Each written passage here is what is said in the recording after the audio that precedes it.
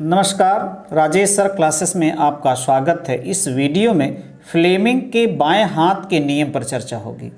Fleming left hand rule, यह physics का एक महत्वपूर्ण टॉपिक है जो कक्षा 10 और कक्षा 12 दोनों के बोर्ड एग्जाम में अक्सर पूछा जाता है। जो प्रश्न का प्रारूप रहता है इस प्रकार रहता है, फ्लेमिंग के बाएं हाथ का नियम लिखिए।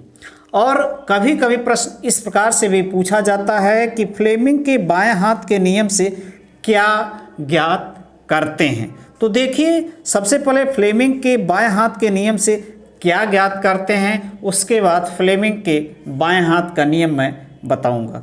तो देखिए, किसी चुंबकीय क्षेत्र में स्थित धारावाही चालक पर चुंबकीय बल की दिशा का निर्धारण फ्लेमिंग के बाएं हाथ के नियम द्वारा किया जाता है। किसी चुंबकीय क्षेत्र में स्थित धारावाही चालक पर चुंबकीय बल की दिशा का निर्धारण, यानी बल की दिशा को हम फ्लेमिंग के बाएं हाथ के नियम द्वारा ज्ञात कर सकते हैं। अब देखिए, फ्लेमिंग के बाएं हाथ का नियम है क्या।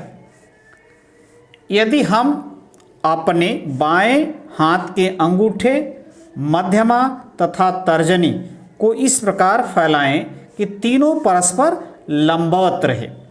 यदि तर्जनी चुंबकीय क्षेत्र की दिशा और मध्यमा चालक में प्रवाहित विद्युत धारा की दिशा की ओर संकेत करती है, तो अंगूठा चालक पर कार्य करने वाले बल की दिशा को प्रदर्शित करेगा। अब चित्र के माध्यम से आप समझेंगे कि यह किस प्रकार लागू होता है।